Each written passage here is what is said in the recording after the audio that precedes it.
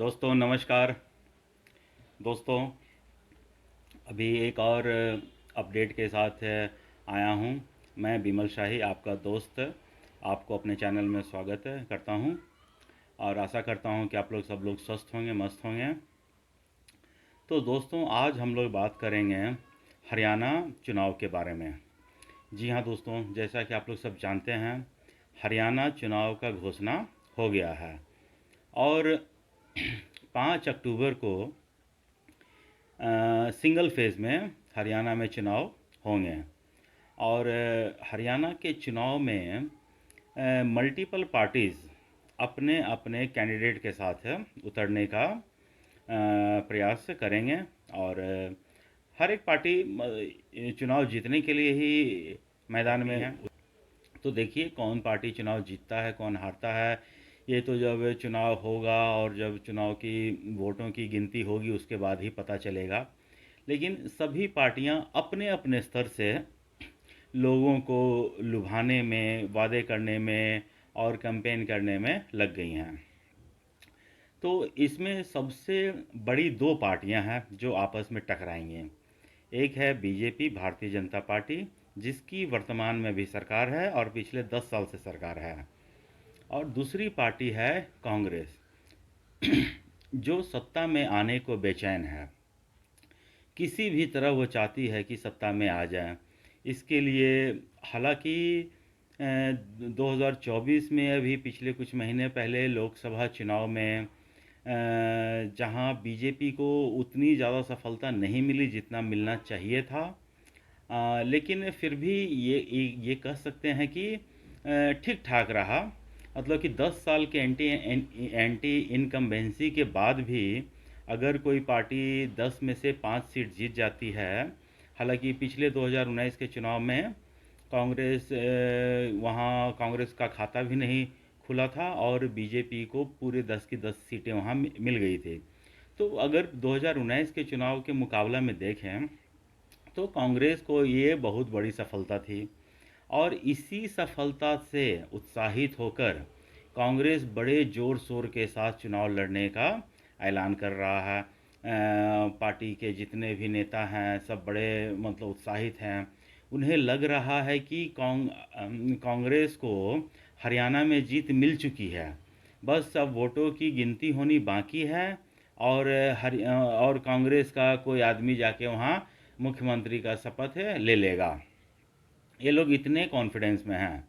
चलिए ठीक है, किसी का भी नेता अगर इतना चुनाव प्रचार करता है तो वहाँ के कार्यकर्ताओं में या वहाँ के वर्कर्स में उत्साह होना अच्छी बात है और होना भी चाहिए। इसी बीच ये अभी न्यूज़ आ रही है कि कांग्रेस ने आम आदमी पार्टी के साथ गठबंधन करने का घोषणा कर दिया है। हालांकि इसके बारे में अभी कोई औपचारिक ऐलान हुआ नहीं है, लेकिन चूंकि राहुल गांधी ये चाहते हैं कि आम आदमी पार्टी के साथ अलायंस हो जाए, तो राहुल गांधी को ऐसा गणित समझाया गया है कि जैसे देखिए उन्हें क्या समझाया गया। उन्हें समझाया गया है कि देखिए 2024 का जो लोकसभा चुनाव था उसमें कांग्रेस को 5 सीटें मिली और बीजेपी को 5 सीटें मिली। तो जो 90 लोकसभा क्षेत्र है उसमें बीजेपी 44 सीट पर आगे थी और कांग्रेस 44 सीट पर आगे थी। तो और उसके बाद कुछ 4 या 5 सीटों पर आम आदमी पार्टी के कैंडिडेट आगे थे। तो कांग्रेस इसी का फ़ायदा उठाना चाहती है। वो सोच रही है कि अगर हम आम आदमी पार्टी के साथ अलायंस कर लें तो जो 5 सीट या 6 सीट जो अगर कम बेसी हुआ, ज़्यादा कम हुआ, तो आम आदमी पार्टी से वो कर लेंगे। तो मैं कहता हूँ कि दोनों अलग अलग ही जाओ। आम आदमी पार्टी के पास ऑप्शन ही क्या है? आम आदमी पार्टी का पास कुछ ऑप्शन है। अगर 4-5 सीट अगर वो जीत भी जाती है तो वो तो कांग्रेस के साथ ही जाएगी। लेकिन राहुल गांधी ये चाहते हैं कि हम एक भी वोट को बंटने न दें। जाट वोट, मुस्लिम वोट, यादव वोट, जो वहाँ के वैश्य समाज के लोग हैं उनके वोट, तो सारे वोटों का वो मतलब ध्रुवीकरण होने से बचने देना चाहते हैं। और इसीलिए वो चाहते हैं कि हर वो अलायंस कर लिया जाए जिससे उनका वोट कंसोलिडेट होकर उन्हें एक मुश्त वोट पड़ जाए और वो भारी बहुमत से जीत जाए। तो अब जब ये कैलकुलेशन हुआ तो कांग्रेस के जो नेता हैं वो आम आदमी पार्टी को 5 से 6 सीट या 7 सीट मैक्स टू मैक्स देना चाह रहे हैं। लेकिन जैसे ही उन्हें आम आदमी पार्टी वालों को जैसे ही ये पता चला कि कांग्रेस वाले उनके साथ अलायंस करना चाहते हैं तो इन खुशी से ये लोग पगला गए हैं। कांग्रेस के जो सॉरी कांग्रेस के नहीं, आम आदमी पार्टी के जो टिकट ब्लैकियां हैं, जो जवानी के दिनों में टिकट ब्लैक करते थे, उसके लिए जेल भी जा चुके हैं कई बार। तो उन्होंने कहा है कि कांग्रेस अगर ऐसा सोच रही है तो ये स्वागत योग्य कदम है। जी हाँ दोस्तों, मतलब कांग्रेस आम आदमी पार्टी का सोचिए कितनी दशा खराब हो गई है इस पार्टी की, कि जिस पार्टी को कभी जब ये लोग आंदोलन करते थे तो ये लोग साफ कहते थे कांग्रेस वाले मंच के ऊपर नहीं आएंगे, अगर इनको आना है तो नीचे ही बैठने दिया जाएगा। आज ये लोग कांग्रेस के ऑफर को स्वागत योग्य कदम बता रहे हैं और कहते हैं कि इन्हें बीजेपी के खिलाफ लड़ना है। जिनके खिलाफ लड़ते हुए आए थे उनसे ये लोग अलाइंस कर रहे हैं और बीजेपी को ये लोग रोकना चाहते हैं। भैया क्यों रोकना चाहते हैं बीजेपी को? तो ये कहते हैं कि बीजेपी से संविधान को खतरा है। अरे भैया, संविधान को खतरा तो कांग्रेस से है। कांग्रेस ने ऑलरेडी संविधान को खतरे में डाल चुकी है। कांग्रेस वो पार्टी है जो इमरजेंसी देश में लगा चुकी है। कांग्रेस वो पार्टी है जो संविधान में बदलाव तो किया ही है, संविधान की जो आत्मा होती है प्रस्तावना, उसमें बदलाव कर चुकी है। तो संविधान की हत्या तो कांग्रेस कई बार कर चुकी है। अब आम आदमी पार्टी उस हत्यारे के साथ मिलकर, उस हत्यारे पार्टी के साथ मिलकर संविधान को बचाएंगी। मतलब आयरनी देखिए कितना है। और कांग्रेस और आम आदमी के बीच गठबंधन तो क्या दिल्ली में नहीं था क्या? दिल्ली में भी ये लोग यही सोचे थे कि मुस्लिम वोट बट ना जाए, सिख वोट बट ना जाए, पंजाब और वैश्य वोट बट ना जाए, इसीलिए दोनों पार्टियों ने लोकसभा चुनाव में अलायंस किया। क्या नतीजा निकला? सातों की सातों सीट बीजेपी जीत गई।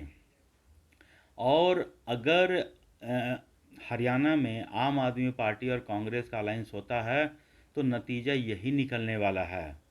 बहरहाल, तो कांग्रेस आम आदमी पार्टी को 5 से 7 सीट देने के लिए तैयार है और आम आदमी पार्टी कह रही है कि भैया हमको कम से कम 10 सीट दे दो। मतलब अब जहां वो 90 सीट की तैयारी कर रहे थे, 90 कैंडिडेट्स उतारने की तैयारी कर रहे थे, सुनीता भाभी पूरा हरियाणा के चक्कर काट रही थी कि भैया केजरीवाल आपका बेटा है, आप लोग अपने बेटे को ऐसा ही साथ दीजिए जैसा कि गुजरात के लोग नरेंद्र मोदी का देते हैं।